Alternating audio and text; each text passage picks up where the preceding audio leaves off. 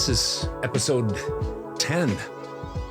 We are double digits, finally. 10. Didn't you have somebody contact you this last week who kind of promotes podcasts? And didn't the guy say that most podcasts don't get to the third episode? Correct. Most people, that's at least what he said. I don't know who he is. Yeah. I don't even remember what his name was. Might be a sales. Sorry about that. I didn't get back to you, but at this point, we're kind of just looking to grow it slowly. Yeah. Kind of small and just get better at something fun we do as kind of a hobby and get to do together. Yeah. That's kind of what it's about. Anyway, he did, and he said that most people don't make it past the third one. So, which kind of makes sense because, how many people in business start something, they got great ideas, they're excited about things, but then, they peter out because of life, because of finances, because of energy, because they didn't count the cost, kind of. I was thinking about, we had you as an interview when you were at Zion National Park a few weeks ago. But everybody else, we've had our voiceover talent. And I was wondering, you just went fishing with your buddy Cal, and he and his brother, Aaron, older brother, own Handlebar Performance, which is like an ATV four-wheeler. I know those are kind of all the same thing, side by sides. They do dirt bikes, all sorts of things. He does all the maintenance and stuff on that. And I think at some point he wants to be a dealer who has things there, sells them, all sorts of things like that. So at some point we'd like to have them on and have a little bit more of a small town feel. So it's not always just voiceover. Obviously we want it's voiceover in the name and stuff like that, but we also want to have some local people on, local businesses, stuff like that. Yeah. Well, here we are in this tiny little town, 1,600 people, and you can, with my arm anymore, I can't throw three times over to their shop, but you could throw a stone and then throw another stone and then hit their shop. It's literally 3 stone throws away. So it's a little town, and we've got other people that we like to do shout outs. Last week, BJ and Ruben, and this week Cal and Aaron. So maybe that will entice them to Cal, when you watch be willing to come on. Yeah. And then this week is this weekend, Mom and I are celebrating our 40th wedding anniversary. Wow. On Sunday. 40. So looking forward to all the things you've gotten us, you and your brothers, because that's always it's always things. Big. It's always a huge, huge celebration. And I can't imagine what the 40th, and if we make it to 50th, what possibly. I don't know if you could top 40 if we get us we've got you. I couldn't get it out of my mouth. Yeah. So today I'm going to be sharing. It's kind of interesting. Lots of times, we use the same words. People use the same words, but they have different definitions. And I just want to unpackage that a little bit, especially as it relates to direct email marketing. And then you talked about our second part of Mallory Handford's interview, and what else we've got? Drew's got a surprise for us for the last segment, so I don't even know what that is. And the couch potatoes will be here. Yes. John will be here soon, and Drew will be here as well to keep us on our toes, probably. Yeah, definitely. Yeah. So, well, should we get to it? Let's do it. All right. Hey, this is Bill DeWees, pro voiceover talent and voiceover career coach, and this is the original Father-Son Voiceover Podcast.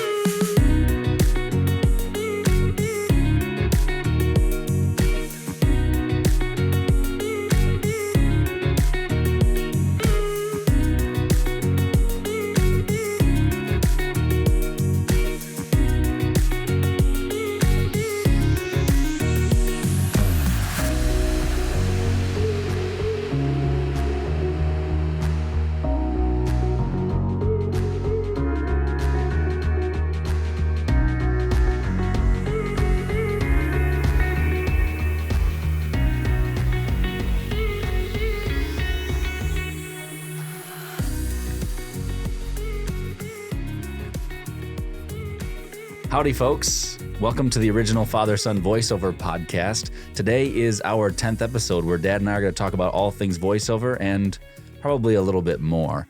Like I said, today is episode number 10. And I mean, it's 10 weeks we've been doing this already. And people always talk about, how quickly time flies, but it kind of does. I mean, that's, number 10. And of course, we know people that have podcasts that have into the hundreds, which is kind of hard to imagine doing it for 3 or 4 or 5 years. But, you just take them one at a time. Doing it multiple days out of the week, having multiple. Yeah. That's, anyway. So you have some Todd's tips for us. So why don't you get started with that? I do. And we'll have just a couple of minutes for some tough love right at the end, as we try to always do. Here's the title of my Todd's tips for this week. The same words with different definitions, using the same words, different definitions. As I said, this weekend, Mom and I are celebrating our 40th wedding anniversary. We were married in Michigan in 1982 on June 5th, 1982. I wanted to make sure. 6/5/82. And, lots of things, as you well know, if you've been with somebody or married for a long time, lots of things happen in 40 years together. That's, by the way, 14,600 days that we've been married. It's 350,400 hours and 21,024,000 minutes of living together. So it's a long time. It's a long haul. Yeah. Now, during these 4 decades of marriage, we've had thousands and thousands of conversations about our relationship, about our kids and our kids' relationships, about money, about all sorts of things. And over the years, I've found, even being married to someone for this amount of time, that two people can say the same words, but they have different definitions, totally different definitions. And the result can range anything from kind of being hilarious, oh, you meant that? Wow, that's hilarious, to troubling, disturbing, even kind of, dangerous, if you will. Same words, different definitions. So that can happen to two people or a multitude of people at any given time. I'm sure you've found that out with your friends and your brothers and Mom and I. But it happens in the VO business too. For instance, when it comes to direct email marketing, you and I hear this a lot. We talk about this a lot. We use the term in VO Marketing Pro, our other business. It's a long haul mentality. And someone nods their head and they say, yep, that's right. You have to be in direct email marketing for the long haul. But then 2 months, 6 months, maybe even a year later, that same person quits doing direct email marketing regularly or altogether because, in their words, it just doesn't seem to be working or producing the ROI. Well, it's same words that I use, a different definition. It was 3 to 4 years of direct email marketing. You just need to know this before I really started to get traction. I mean, making into the tens of thousands of dollars. 3 to 4 years it took to really get traction. So that's the long haul mentality. Same word, different definition. Or how about the term, it's a numbers game? We talk about that all the time too. Mm-hmm. Some VO talent hear that and say, you bet, totally agree, can't agree more. But then after sending out maybe 300 to 400 emails, direct email marketing emails, they say that it just doesn't seem to work because they have plenty of emails out there. They would say, I've got so many emails out there. I have 300 to 400 emails. When I was first doing direct email marketing, I was trying to do 30 to 40 a day. Mm-hmm. So what's that? Let's say 40 a day times 5. That's 200 a week. It's 800 a month or around that. I did it any time that I wasn't doing a project. Like I've said, I was just ignorant. I didn't know any better. And I'm so glad that I was. I'm so glad that I didn't know any better because I just did cold calling. And then if I got a job, I quickly did the job right back to direct email marketing and cold calling. Again, it was an all day, every day thing for me. Until I started to get a lot more busy. And then, guess what I did? Remember what I did in 2016? I hired an assistant. Mm-hmm. So he would do it every single day. So that you leverage your time. Exactly. But it still needed to go on. In other words, I didn't get to a certain point and say, now I've got enough emails out there. Yeah. I said, okay, I've got a lot of emails out there. I'm getting a lot of traction. In fact, now I'm behind the microphone a lot. Exactly what I wanted. Now I want somebody to continue doing this for me. Same words, different definition. Or what about success in direct email marketing. Here's how I define success. And it's 3 stages. First, getting at it. First, that's success. Getting at it and then keeping going. That's huge to get at it, because a lot of people say, I can't do direct email marketing, or I don't like it, or it's distasteful, or it's nauseating, or whatever. Okay. Get at it. Second, getting warm responses. That's the second part of success. You know you're doing something right and you're in the game if you're getting warm responses. That's what I would call huger. One is huge, one is huger.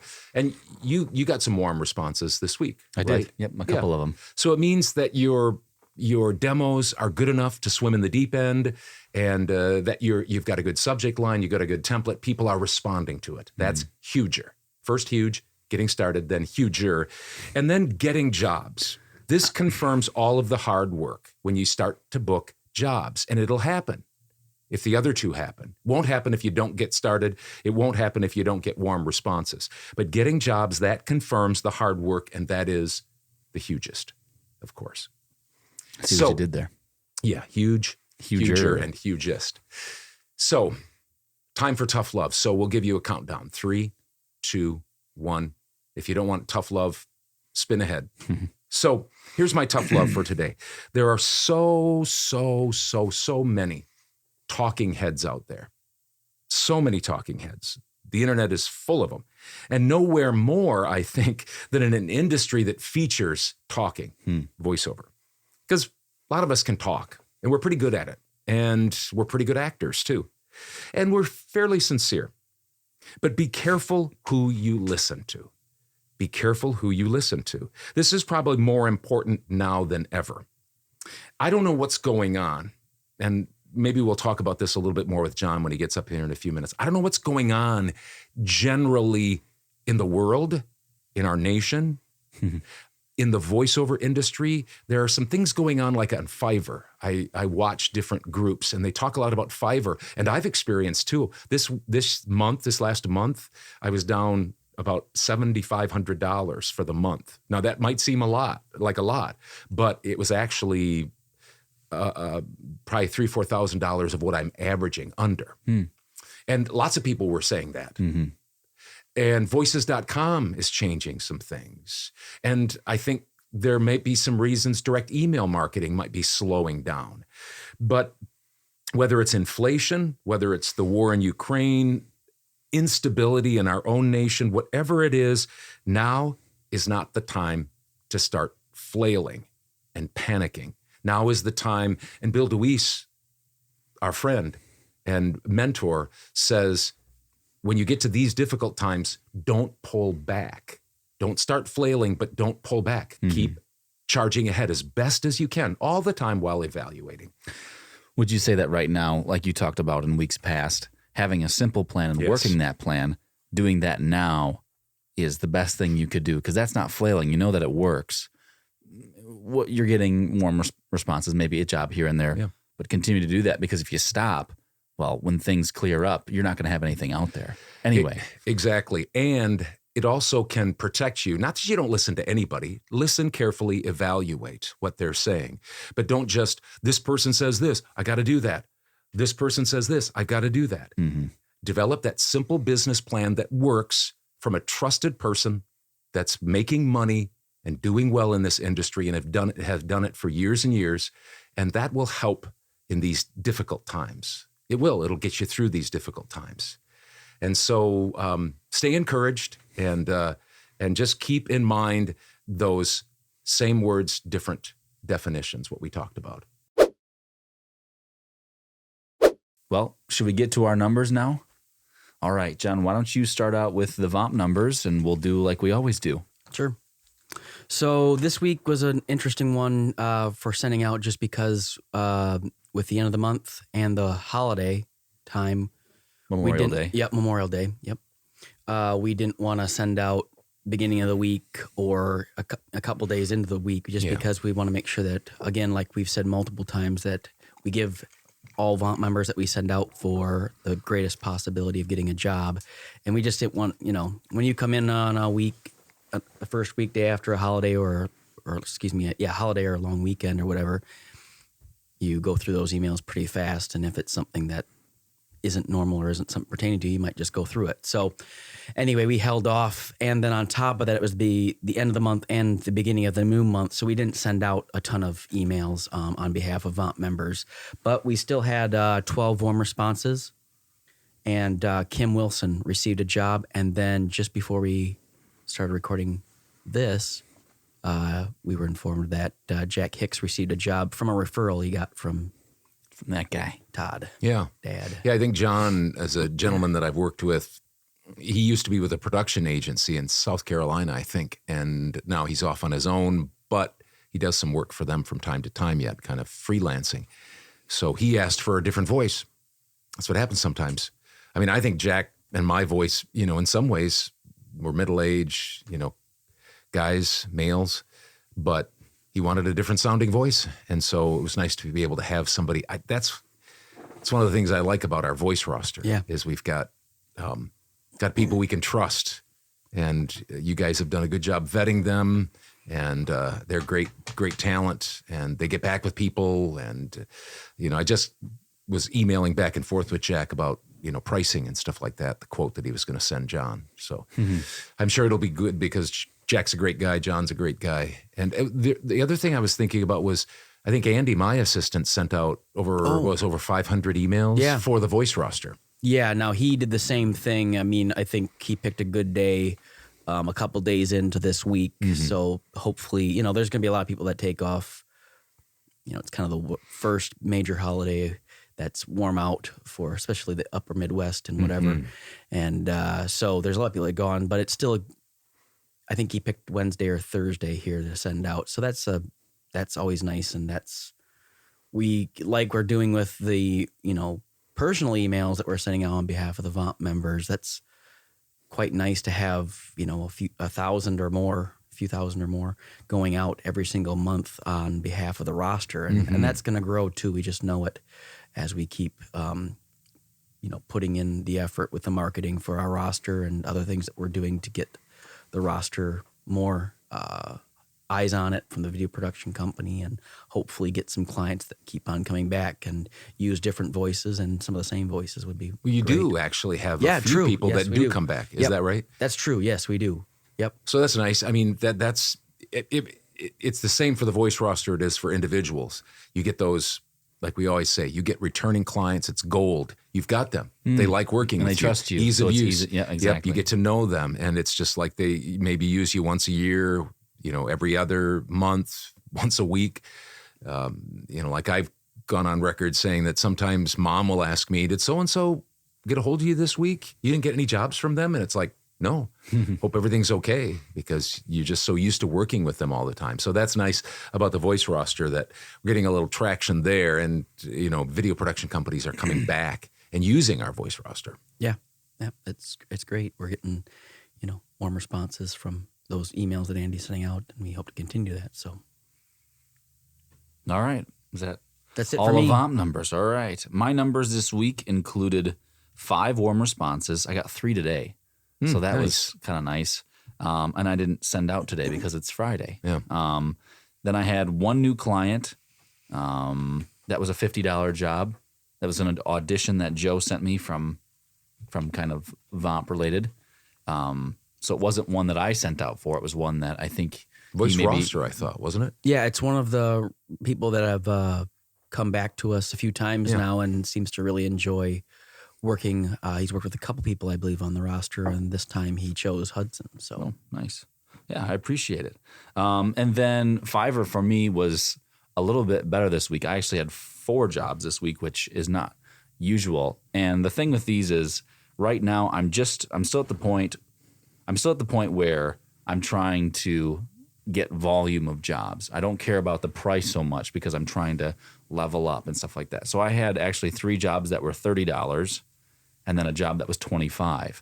So just trying to, any chance I can, especially with Fiverr and in voiceover in general, I'm trying to just get lots and lots of jobs to get better at voiceover, and to also prove that I'm kind of in it, to stick with it. So anyway, that added up to $165 from my new client. It was a $50 job. And then I had 3 $30 jobs and then a $25 job. And then I actually did 1 hour of editing for you. So $185. So, not a lot of money, but we missed Monday. I didn't send out. Yeah.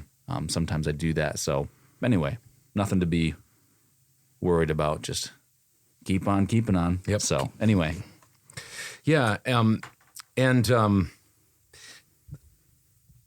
I don't know, John, maybe this is something we'll want to talk about at another episode. But it seems like something's going on with Fiverr. Maybe I was down last month. I think I was down maybe average from what I normally average, maybe around 10 grand. I was down about 3 grand. And the communities that I'm a part of that talk about Fiverr, one in particular, they're really feeling the pinch right now. Quite a few of them. Some people wonder if they've oversold themselves. I don't know if you've heard any of those things, but this week, I'll let you answer that in a second, but this week, my platforms, which is mainly Fiverr, was just $880. So that's down, it's usually closer to 2 grand a week.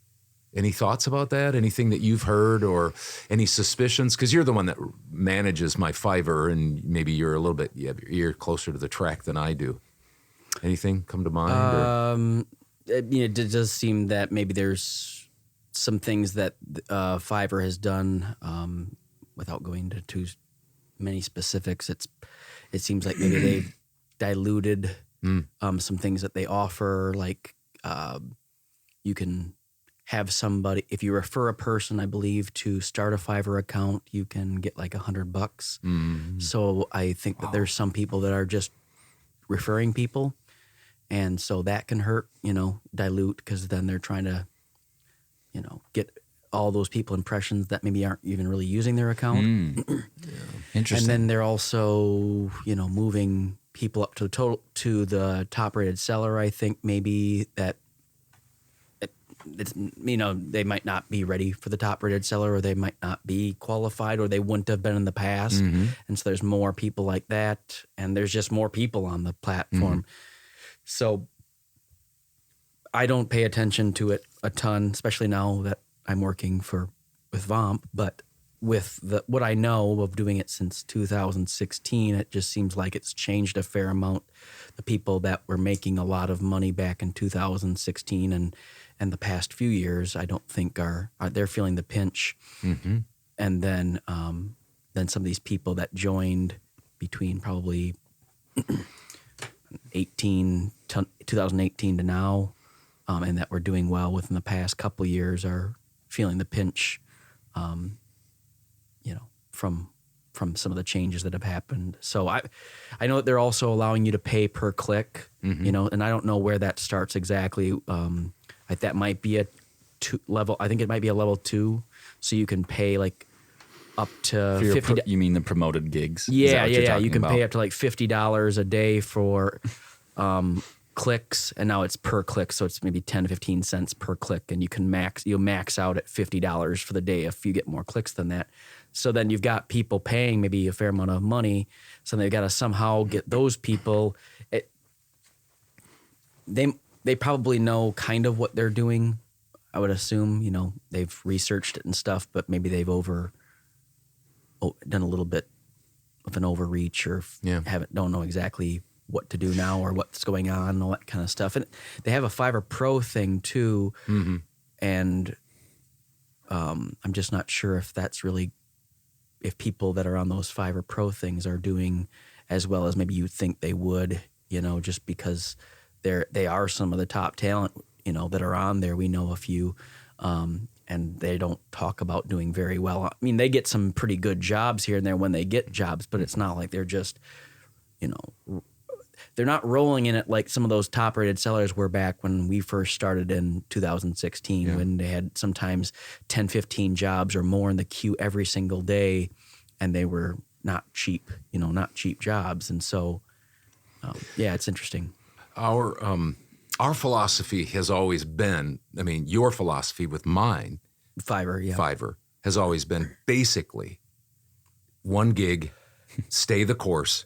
You once in a while try to get the prices up, maybe move down just a little bit, maybe change a thumbnail picture. And you've done the same for Hudson. And so far up to this point, I think we've steadily grown to the point last year with over $112,000 we made on Fiverr last year.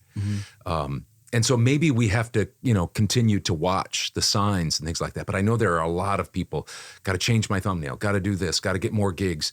And we've just never had that mentality. I'm not saying that's for me, for us, it's worked. I don't know for them. And I don't know, maybe we'll have to change a little bit. But anyway, I guess my point is we're feeling the pinch a little bit. Like last month, I made about $7,500 on Fiverr, but I had a $32,000 month.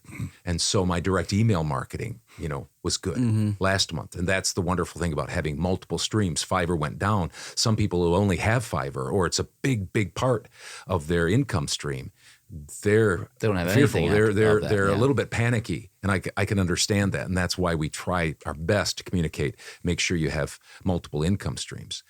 So this week, $880 on my platforms, direct email marketing, $4,202.16. For a 4-day work week, I had $5,082.16, $5,082.16. And I'll just say one thing. I'm almost to my 13th anniversary, and so for being in voiceover. So I know that Fiverr's slowed down a bit. I know that direct email marketing might be slowing down a little bit. And I don't know exactly if it's beginning of the summer, inflation, gas prices, people going places, Ukraine, just all the stuff that's going on. Here's the point though, be wise. Now's not the time to be panicking and flailing. You might have to evaluate, you might have to adjust, you might have to change some things, but just be careful. It's just like those people that the stock market starts to go down and they want to get out right away. And it's the people that stay in and are careful, make calculated adjustments, are the ones that weather the storm. So there's my little preaching session for you about that. All right. There's our numbers for this week. Come back for the last segment to have a little bit of fun with us. We'll have John here on the couch cam along with Drew as our couch potatoes, and Drew's got a surprise for us. So when you guys see it, we'll be seeing it as well. So that should be interesting. See you then. Hi, this is Mallory Handford, and you're watching the original Father-Son Voiceover podcast.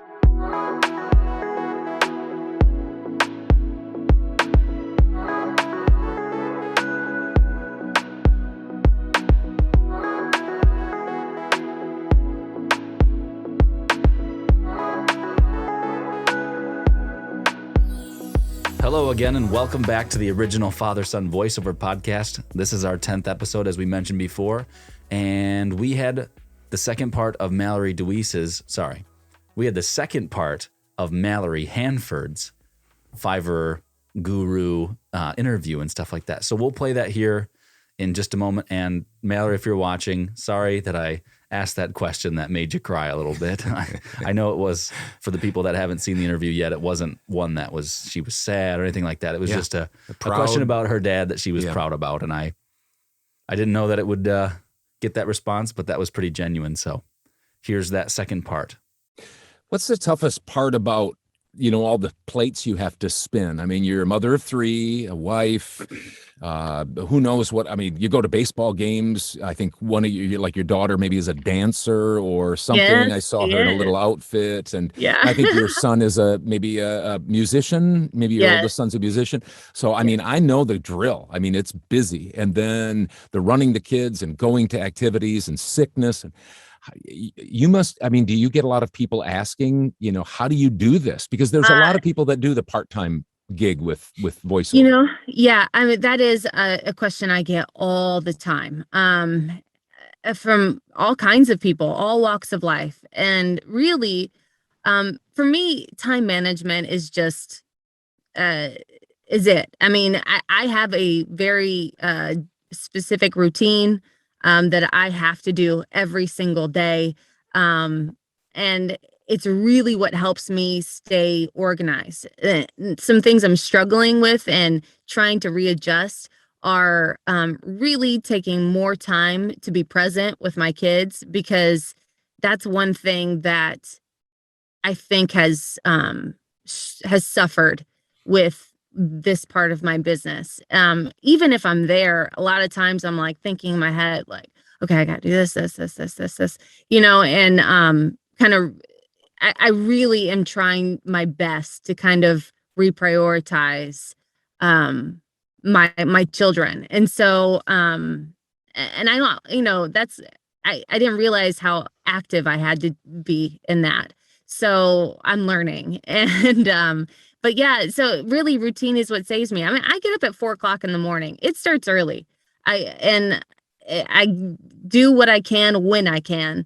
After this interview, I'm gonna go get in line to pick my kids up from school and do that, and then come back here. If there are things I need to do, I'll do them at that time. And it's the same thing every single day. Hudson, I don't want to keep asking questions. I'm enjoying hearing now. You got something else? No, well, I did have a question about, so for me, like, I'm very fortunate to have my dad teaching me and stuff like that. And I know you talked about that already, but what is it like looking at him now? As we've talked to him, he was just voted the #1 trusted coach in voiceover by voices.com. What's that like now? I mean, growing up with him all of your years and seeing him, and then now seeing where he's come to, what's that like to see him in that light a little bit? Or is it just kind of like, that's just dad, Well, it's well, I think it's well deserved. I mean, I get really I'll get emotional talking about it because sorry. It's okay. Not because it's sad or anything, but I'm just really proud. And then we haven't always, people will look at him and be like, well, that's really easy. But it hasn't always been really easy, and so he really takes chances and kind of jumps in head first. And so, yeah, I'm really proud of him, and he deserves all of that. So I'm sorry. No, that's fine. And it hasn't been an easy road, because there's an establishment industry out there of VO that says this is how you do VO. And your dad is kind of one of the first ones, at least that's been visible, that says, wait. That's not capitalism. That's not how this works. This is how it works. The market is the thing that shows us what it's worth. And you can't have these gatekeepers that keep this up and say, this is sure. I mean, would I like to do 5 jobs a month for $3,000, $4,000? I'm sure I wouldn't mind doing that, but that's not how it is anymore. And so you've got to adapt and stuff. And your dad, as far as I know, was the first one to really take a chance on that. And his head was on the chopping block. Sometimes I watched what was said about him early on and what continues to be said.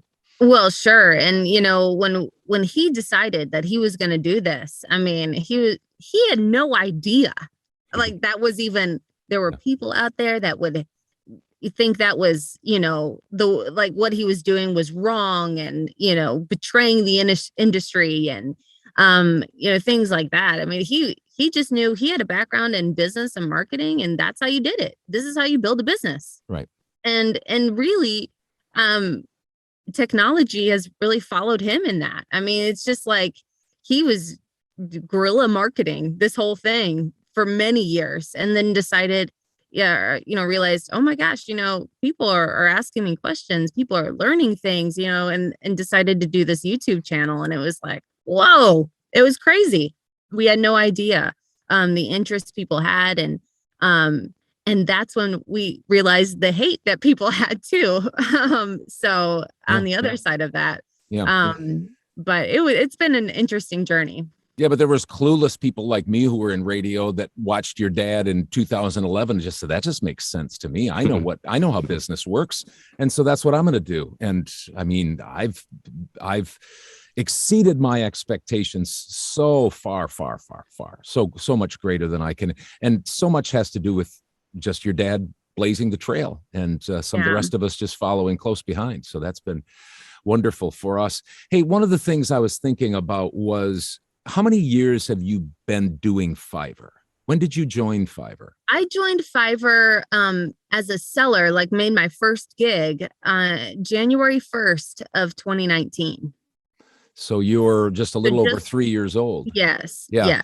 And so you have gone from what was your income? So that was almost a whole year. 2019, tell us 2019, 2020, 2021, and what's your projection for 2022? Maybe you don't have the exact numbers, but well, I'm pretty darn close in here. I have to talk about them all the time. So year 1, I made about 35. Year 2, I made 75. Year 3, I made 94. And this year, my hopes are to make 110 or more on the platform.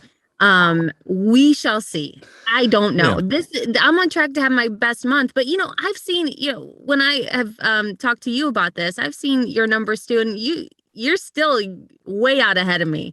But it's funny how Fiverr works because it likes to push you forward and then pull you back for a while. Yep. And so I experienced that this year a little bit. I was like, oh man, well, maybe it's over. I just don't know. Maybe I'll just live with, I don't know. I made like $6,500 in April, and I thought, my business is over. I know. And then I'm thinking, oh man, God, Mallory, just stop. Like, get a grip. Get a grip. Like, you guys. Yeah.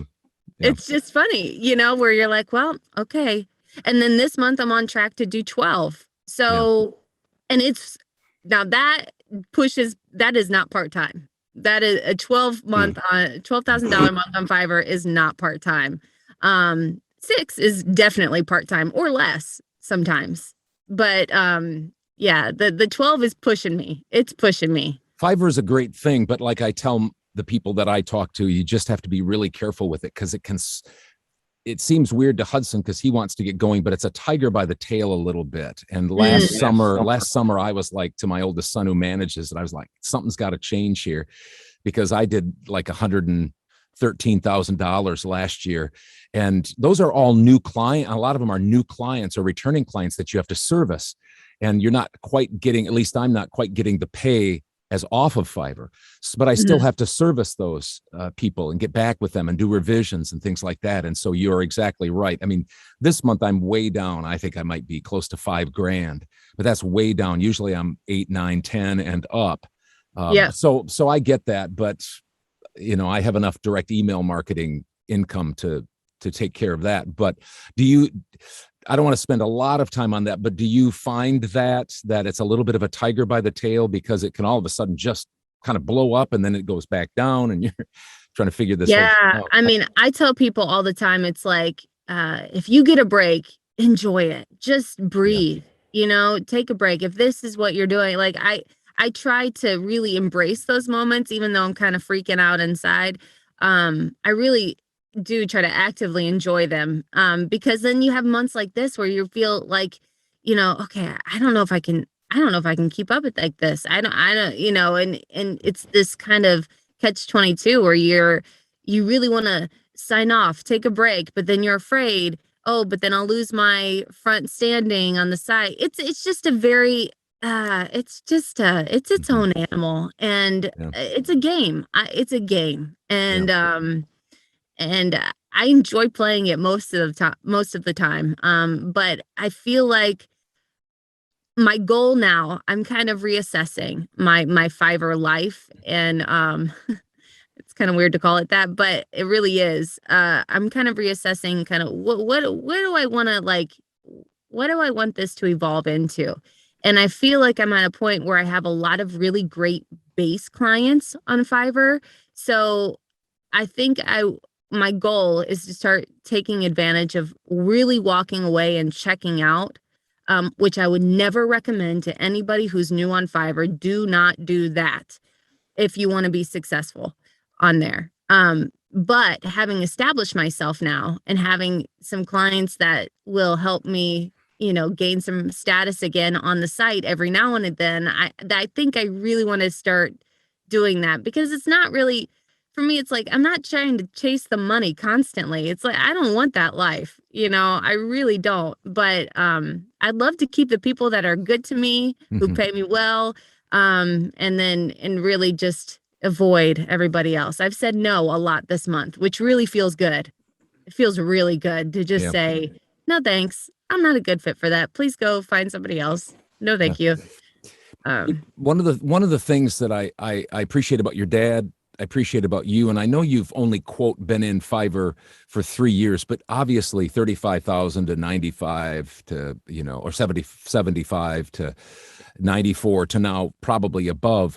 One of my pet peeves in the voiceover industry is, and it's different from other industries that I've been a part of, is that somebody calls themselves an expert, calls themselves a coach, and then is out there making money, a lot of money coaching, as opposed to just doing it. And your dad shared and does share his numbers regularly, even sometimes when he's struggling with numbers. And you've shared your numbers, but there's a lot of voiceover quote coaches and experts that don't. And it makes me go, That's one of the reasons that I share mine all the time, is just because if you're going to listen to me, then I know money isn't everything. I mean, you could, if you just did this full time and did direct email marketing, you could be making more money. I know you could. Yeah. But that said, you've chosen not to, yet you're still having to say no, which means that you're doing something right. And so you're making money. You are becoming an expert, or are an expert in Fiverr, and that, because obviously you are. And so that leads us into, what you guys are doing right now with the Fiverr. And I think are you like right in the middle of it? It's a 4-week, tell us a little bit about that in our remaining few minutes. Sure. It's a 4-week class. Week 1 was last week. Week 2 will be tomorrow. Mallory, fiverrtraining.com. It's everything's recorded and put on our learning hub. So you don't have to be there live. You could have missed last week, and you can jump right in. But really, it is a detailed outline of start to finish. So whether you've been on Fiverr for a while, or you're really just curious how to get started, it is very overwhelming to get started. Yes. It's a big bear to just tackle. And so I really try to break it down into step 1, step 2, step 3, step 4. And then move on. If you've been on there for a while and you're like, okay, how do I scale this? What is the secret to more money? Well, first of all, the secret to more money in any business is repeat business. So that is the key to winning on Fiverr, is delivering an excellent product that people want to come back and buy over and over again. Really, that is the secret, period, to my success, to my dad's success. It's a great relationship and a great product. But anyway, yes, that's the whole outline. It takes us beginning to end to negotiating, tactics, and scaling. So how much is that then for the 4? $97 for 4. Wow. Or for 4 what times it's 4 for the class. It is $97. We wanted to make it as reasonable as possible. So it's nitty gritty, it's details. So it's great value. And then I'm doing a bonus class for an extra $47, where you can look over my shoulder while I create a gig for my brother. He's hasn't done anything on there. And so I'm going to create that from start to finish. And you can kind of see the ins and outs of how I do that. Will there be, like your dad, a lot of times in his webinar, do you have a time for a Q&A? Or yes, is that something at the else? end of every class, we if I don't talk too much, it's about 30 minutes. If I do talk too much, it might be about 20 to 25 minutes. Yeah. That's always very helpful. I enjoy the Q&A that your dad does with Fred, and there's a lot of good learning that happens there. So I'm glad to hear you say that. Anything else that you would want people to know? Give us that. I know we'll have the link in our description, but what is it again, Mallory? Mallory, Mallory, fiverrtraining.com. And that's 2 R's. Fiverr, Fiverr. I wrote it down just to make sure I had it too. So do you have other questions, Hudson? I kind of do, but they were all touched on, so I didn't even have to ask them. I just was enjoying watching and listening to you guys, you experts, because I'm what am I, a year and a month into my voiceover career. So just hearing some of those things for me is just really nice to hear. So That's I just sit awesome. back and I listen, and I don't know if some people think, oh, this guy's doing a podcast with his dad, but he barely talks. Well, because I'm trying to absorb it all too. So it's helpful for me. So I appreciate you coming on, and Congratulations that you know, like you're digging in. That's awesome. I am digging in, and I've been trying with Fiverr and sticking to it and trying to get out of the doghouse. I'm looking forward to that first incline that you're talking about. So You'll get there. Yeah. I You'll hope get so. there. Yeah. You will. Well, unless you have some other words of wisdom or something else you wanted to add, Mallory, you've done such a nice job. I mean, you're such an easy interview. You must be on the interview circuit now, aren't you? I mean, I saw you on another podcast or two. Yeah, I can imagine that people want to hear the Fiverr side, maybe your connection with your dad, the part-time stuff. So yeah, I mean that's great. You've done a nice job. We really appreciate you squeezing time out for us, because I know you talked about not only your life but now Fiverr this month. So thanks for not canceling, and thanks for spending some time. Oh no, it's really my pleasure. My pleasure. I enjoyed it. And yeah, you touched on all the stuff. Those are the questions I get 24/7. What is your routine? What do you do every day? How do you do that? And my dad, of course, and Fiverr. So yeah. Well, thank you so much. I guess we'll let you go. So appreciate your time. And thank you for doing all that extra work behind the scenes for the bumpers and stuff like that. That was. Oh yeah. Sure. If you need anything else, just let me know. I mean, I was just winging it. So no, that's kind of what we want. A little bit of a script, but also to be a little bit just genuine. So we appreciate it. Thank you very much. Cool. Yeah. Well, nice to connect with you both. Yeah. Nice to meet you, Mallory. Hudson, if you need anything, just tell me, and I'll try to provide some helpful information. But thank you for that. Does just fine too, so I'm sure he can help you out. We're always looking for help, so thank you. Yes. Yeah. Thank you very much. All right. Take care, Mallory. Have a good one, guys. Yep. Bye-bye. Bye. All right, bye. So once again, if you want to do the Mallory FiverrTraining.com, go ahead and do that. She's wonderful with that. Once again, it's MalloryFiverrTraining.com with 2 R's. As we said before, $97 for the whole 4 seminars or webinars. And archived. So and you archived, can watch it anytime you want, Q&A. If you've missed, all 4 of them, you can go back, you can watch them, and that's just great. They also have Q&A sessions, stuff like that. So just a really great what do they call that? Just a webinar. Well, that, but also just a great, wow, really escaping me here. Great value. Great value. That's Oh, great value. Wow. I wasn't following you. I was trying to, cover for you, but I was like blanking out too. So we were both blanking out at the same time. Yeah. Anyway. And by the way, these podcasts, this is number 10. You might be watching this right around the time that we post it, but somebody might watch this 6 months from now or a year from now. True. So you can still go back and go to the URL and get Mallory's training. A lot of it's going to be just exactly what you need, even if it's a few months from now. Well, and hopefully by that time, if you're watching it 6 months from now, Fiverr will be a little bit of an upswing. Anyway, so next we have a little bit of a surprise from Drew. Don't know what it is, but when he gets here, one of the couch potatoes will be kind of taking over. So join us for that. What's up, everybody? Mike Praviti. I will be a featured guest on the original father-son voiceover podcast. I'm very much looking forward to it. Come check out my interview on Sunday, June 5th. We'll see you there.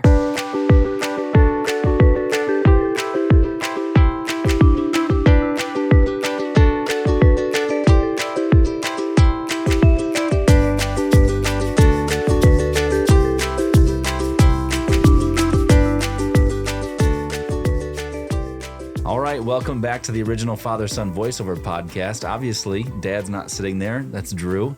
Drew's got a surprise for us, and Dad is a couch potato this time. So we've been taking turns since it's really nice to sit down on there. Last week I was there, and let me tell you, it was comfortable. I feel more relaxed, and I also have a different view because I just noticed that you're not doing very well in voiceover because you need a new pair of pants. couldn't see it when I was over there, but your pants are ripped. They are. That's the style now, though, isn't it? Yeah, but I'm not all about that. It was style. It was the style, and that's okay. It's the style in the 90s. Remember that? Ripped jeans. You guys remember that? It's like for us, it was the 2000s. Like in church, there was an older woman that saw a guy with ripped pants, and she really thought he was in need. She wasn't with the style. So yours isn't a style statement. I've had these fashion statement. I've had these jeans since I think my either sophomore or junior year of high school. So that's 10 years. They've always fit, and they just finally ripped on me. So hopefully I'll probably buy the same pair if they still make them. Just if it ain't broke, don't fix it. I guess that's kind of my. I just didn't know. Just a different perspective. Do you have other pairs of jeans? I have one other pair of jeans. Yes, I have 2 pairs of jeans that I've had since I think my junior year of high school. Jeans last a long time. I don't wear them a ton, but over 10 years, it's a long while. So one of the things he's trying to do with this podcast is just be real laid back. Who's that? Hudson. Off the cuff. Maybe I should get in my... Yeah, laid back. And so that just goes along with it. You just wear a pair of ripped jeans. Yeah, just kind of... I don't know if anybody can see that, but that's fine. I've called attention to it. That's all right. Yeah, now everybody's going to be worried about that. Yeah, well, we won't... I am taking donations if people want to... How do you like having the ear headphones on? I don't know how I feel about it yet. You start to listen to your own voice, don't you? Well, I do that quite a bit anyway, but... The voices in your head. Yeah. But no, I don't, you see voiceover, I've seen you do this before, and I'm not really sure I know what the difference is. I mean, you can hear yourself.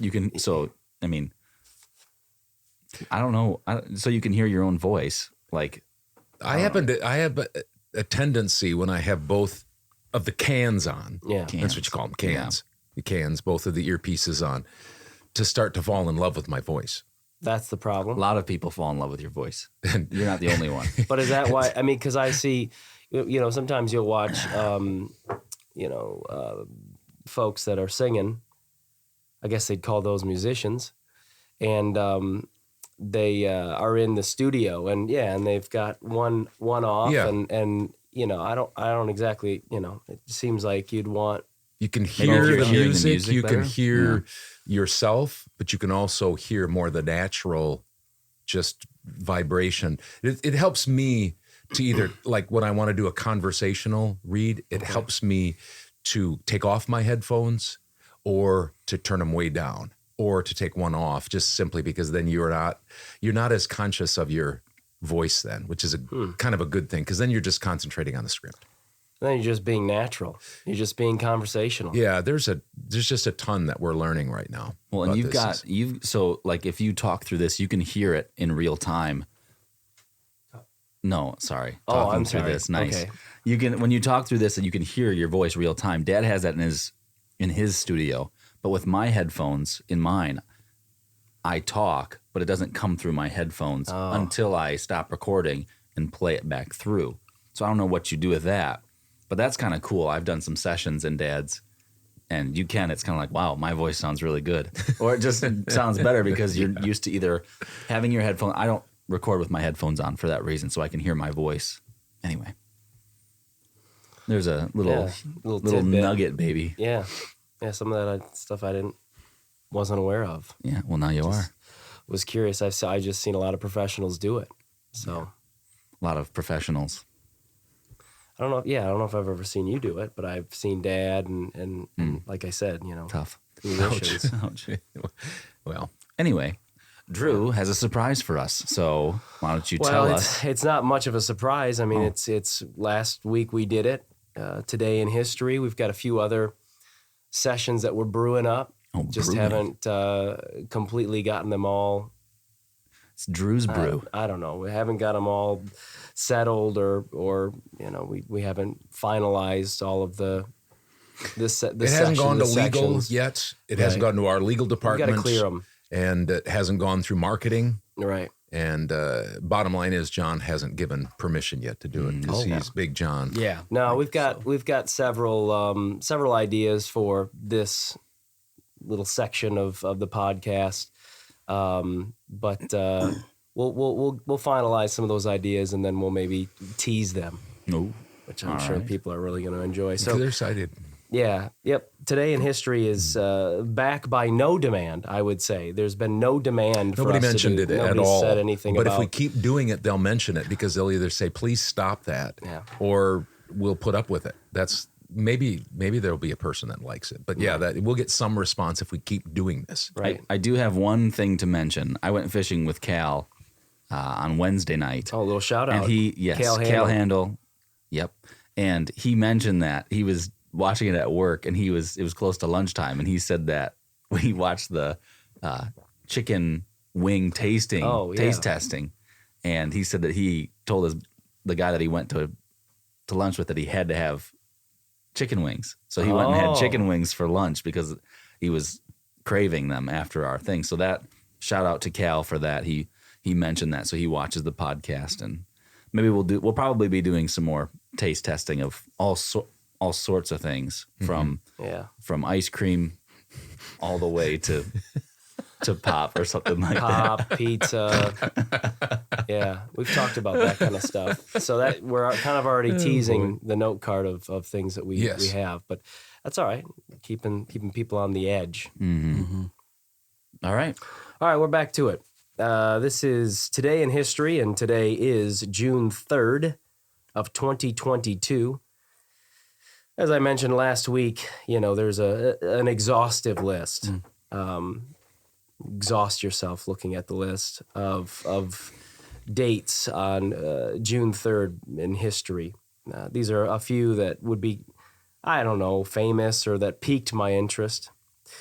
In 1098, that's 1098, long time ago. After a 5-month siege during the First Crusade, the Crusaders, they seize Antioch. So that's kind of interesting. That's real old history right there. Which Antioch was it, do you know? There was a south and a north. Yeah, I mean, I don't have it written down here, so I think you've got the answer. I don't know. We'll never know. We'll say central Antioch. Oh, the third Antioch. Okay. Yeah. According to Drew's history. They didn't specify. Okay.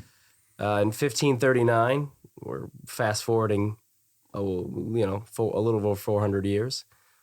The Spanish conquistador Hernando de Soto, probably not saying that correctly, but he claims Florida for Spain. Who was best at Spanish of you three? Not me. John, you were pretty good, weren't you? I was. No, Salsa? Por supuesto. Of course. That's of course. 2 years, two years in middle school and 3 years in high school. But Would Joe have been good? Was Joe good? I think he may have been. We know Deshaun wasn't. Yeah. No, yeah. I can pick up really well on what's being spoken, but I'm not so great.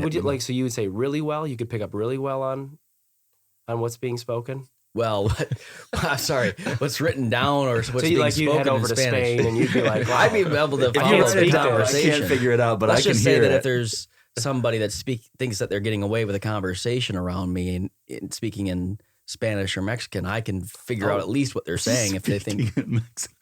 Well, you that time we went to Mexico back, you kind of led the. I did lead the charge. You were dickering in the marketplace and stuff like that. Yeah. Yep. And I think you got a deal for Drew's sombrero. that was Uncle Dan. Remember that? That was Uncle Dan. I got told us to walk away from the deal. I got a Los Angeles Lakers Kobe Bryant rug thing or something. Rug, right? Yeah. Oh. Yeah. I think I still have it. And I think Drew definitely has I have the sombrero. You should have worn that on here. It's too bad we don't have it right here. I wish I would have known we were going to have this conversation. There wasn't enough room in the room for this because that thing is huge. It is large.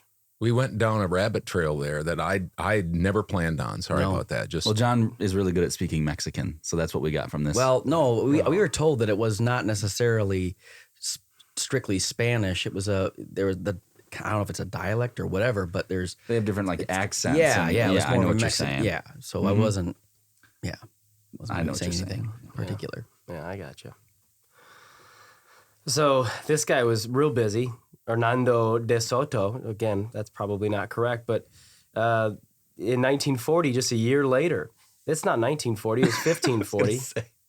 He crosses the Appalachian Mountains. He's the first European to do so. Wow. So, man, he's all over the place. We've often said that like when we're going places, when we're traveling, and you look and you say, what was this like going over the Appalachian Mountains, or like when you came to the Grand Canyon?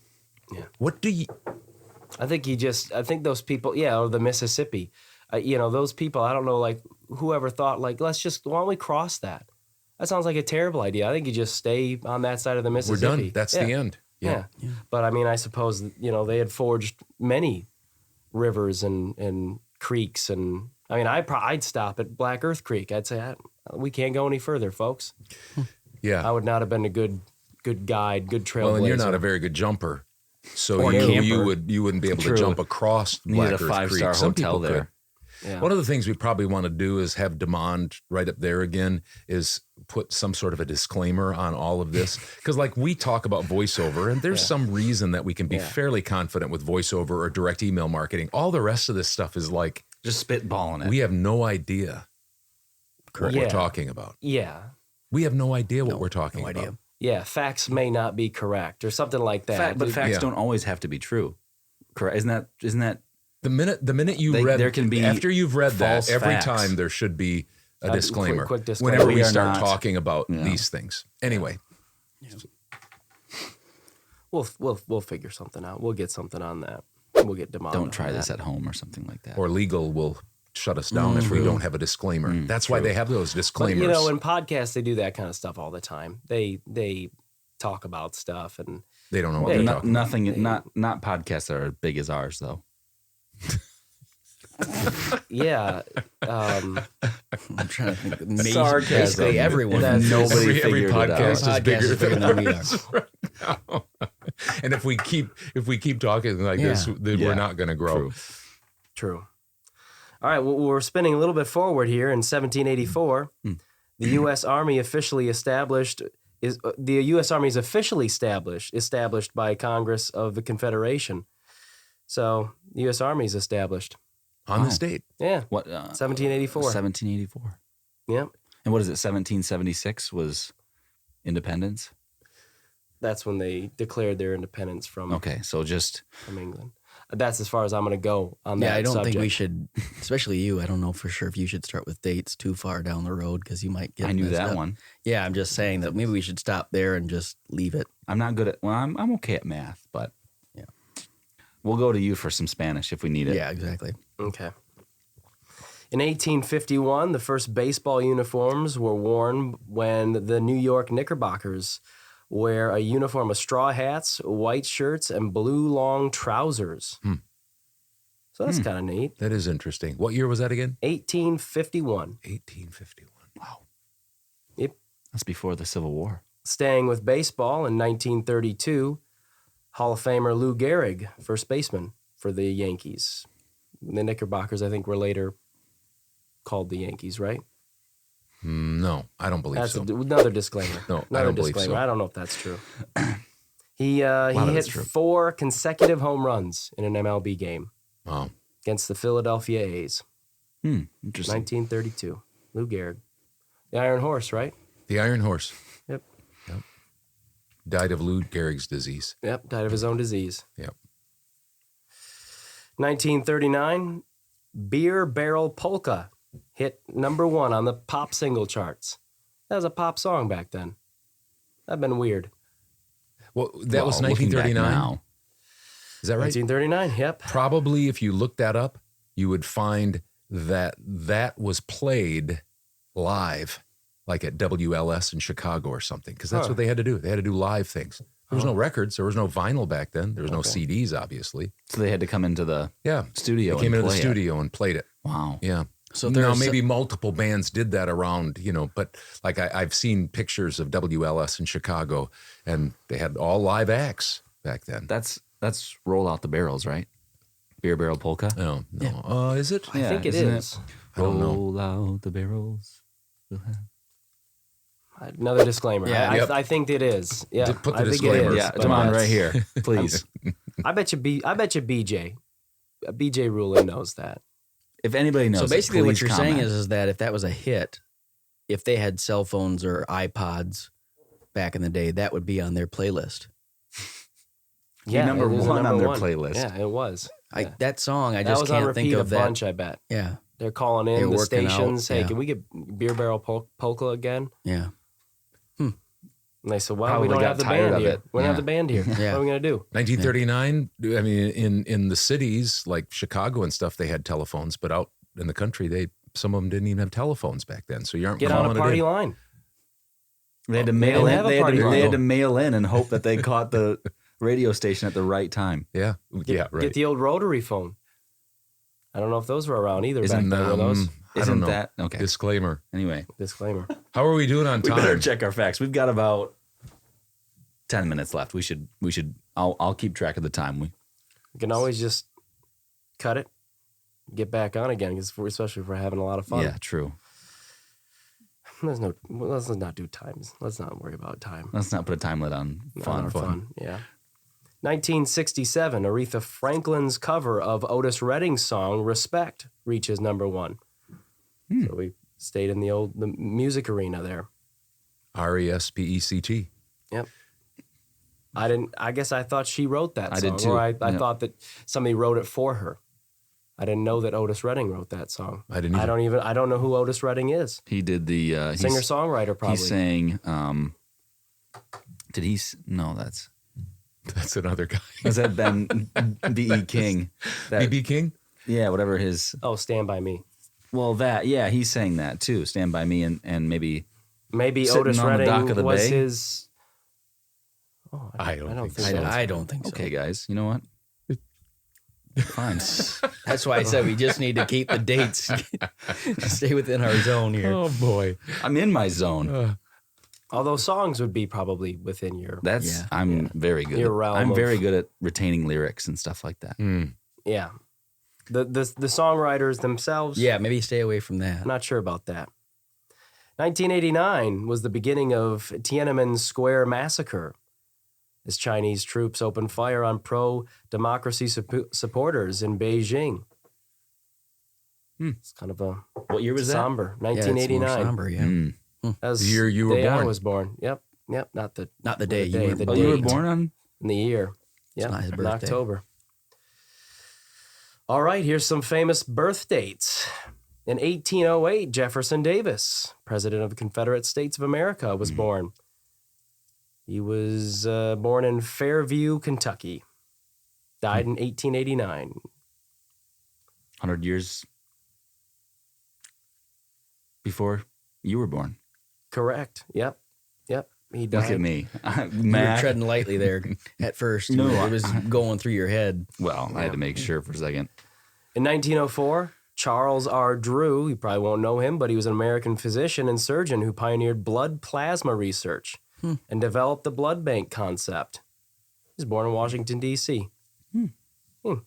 Died 46 years later, 1950. Probably not enough blood plasma. Yeah, where he's giving it away, just giving it away True. willy-nilly. Didn't realize You needed that. you got to have that Yeah. stuff. might be. There's just pints and pints of blood all over the place. People had waking him up. 1925, Tony Curtis, born Bernard Schwartz, American actor. He was born in Manhattan, New York. Died in 2010. You know Tony Curtis, Dad? Yep, Jamie Lee Curtis's dad. Is that You might is that be- true? Yep. I didn't know And he was on Broadway, and in the movie, he was one of the Odd Couple. He was one of the guys that was in Oh, the for Odd that. Couple for the that. movie version of it, and then the television was Jack Klugman and Tony Randall. that. Oh, okay. Okay. I don't know if that means anything to anybody. Nope. Doesn't mean anything. We've seen it. We've seen Yeah. an episode or two Yeah. of the sitcom, Yeah. the TV series. Yeah. Okay, moving right along. We got a year later, Allen Ginsberg, American beat poet. I don't think we know him. I don't know if that I was. don't even know what a beat poet is. Is beat poetry like the first? Was that like the start of beatboxing? I don't think that's anywhere I highly close. doubt it. I saw a I picture don't know. of the guy. He didn't maybe seem like he he was Maybe that was beatboxing. the start of rap.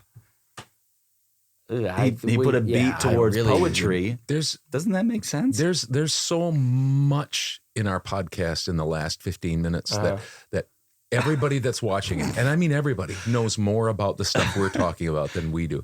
Actually, we're just throwing out subjects for people to talk about. That's basically all we're doing. We don't know. We don't have any idea what we're talking about. Yeah, and I'm sure that we come up often in people's conversation. And well, we will know. So, yeah, true. Yeah, fact checkers. Right. Yeah, they'll probably. Yeah, did you hear what those goons said on? I don't know what they're talking about, and you'd be right. 1943, Billy Cunningham, American Basketball Hall of Fame forward. He was born in 1943 in Brooklyn, Philadelphia New York. 76ers. Yep. He was an NBA Carolina champion and coach. Yep. North Carolina Tar Heel. Yeah. Staying with basketball, 1986, Al Horford. He's a Dominican basketball player. I didn't know he was Dominican. He's born in Puerto Plata. Is he the guy that's playing for the Celtics right now? They just won big. You should ask John how you say that. Puerto Plata. I don't know. That sounds right to me. It sounds like a very Midwest. Puerto Plata. Puerto Plata.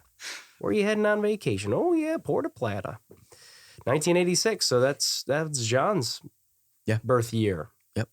A little older than me, but yeah. All right, and finally, we've got a fun holiday. Today is Donut Day. Oh, Dunkin' Donuts. I did see that on Facebook. Yeah, it's not Dunkin' Donut Day. It's Donut Day. I get that, but Dunkin' Donuts sells donuts. They do. But for free today. Oh, really? What? Because it's Donut Day. Well, yeah, Quick Trip sent me an email saying that I get a free donut today. Well, did you go? Not yet. Wow, we better get over there. We could have had our free donut on Donut Day. Yeah. Right here on the podcast. I think honestly, does anybody like donuts better than I do? No. Seriously. No. I think I like donuts better. I like donuts, Dan O'Connell, better than ice cream. That's saying something. Yep. Especially the ones that are like super donuts. Like we had the Hertz donut near us. I mean, those are like, I mean, that's like cake, like on steroid. I mean, it's just it's not like your regular. No, it's not your grandma's donut. No, it's like dessert over the top of a donut. Yeah, because they had all sorts of, this is not a plug because they're not even around anymore in Middleton, but they would have, Oreo and. Who's they? That's Hertz donut. Oreo donuts and Snickers, peanut butter, Cookie Monster looking things. That's dessert on top of a dessert basically. Yep. And they were they were deep fried. Yeah, and I like those, but I honestly like just the plain, not plain donuts, but I like Quick Trip donuts. Those Dunker donuts. You like the chocolate Dunkers. Those I like are good, Ed Vest or whatever those kind are. Which ones? But they're like I think it's easier to figure out, like, what do you not like? Yeah. You like jelly-filled ones? Do you no, like I don't care for the jelly-filled ones. But he likes the Long Johns. I like the Long Johns with the cream. They're probably those are probably 500 or 600 calories per. You just don't, when you're going for a donut, you don't look at how many calories. Especially on National Donut Day. Yeah. No, you can't. You just go. And if you're going to have two, you really don't look. No, you're not going to do that. No. Well, it's very interesting stuff. That was very learned interesting. We learned a lot. I didn't know I knew so much of. Well, I don't know if you know what you said a lot, but I'm not sure that what you said is true. true. That you don't know a lot. Removed all doubt. I think, for a well-educated listener, which I'm not sure how many listeners we have. That's no offense to the people that do listen. It's really not.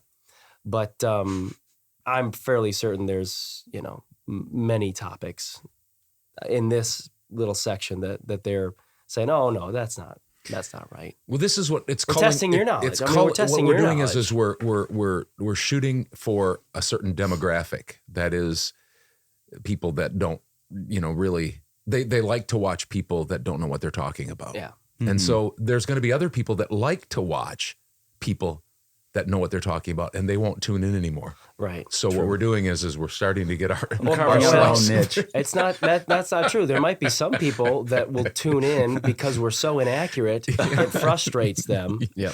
That they can then correct. They'll feel better about them. We're making people feel better about themselves. Yes. Because they know far more than us. Yes. That's our good for you. That's our contribution to humanity. Yep. Is we need to probably keep doing this for that reason. If you felt like you couldn't find somebody in your life that you were smarter than, you've just got to tune in. The original father-son voiceover podcast. Yeah. That's our niche. Yeah. There you go, Hud. All right. Have it. Thanks, Drew, for bringing that. That was quite the surprise. I was hoping it would have been donuts on Free Donut Day, but we'll get that next year. Yeah, if I would have found out earlier, I probably, I mean, I don't know if I would have, but it sounds good that you would have done it now. Yeah. In retrospect. Yeah. Sounds good you saying it. Yeah. Yeah. That you would have maybe done it. All right. Well, thanks again for tuning in. That was episode 10. Thanks to Dad for joining the Couch Potatoes, John for coming over from VOMP, and Drew for bringing us this day in history.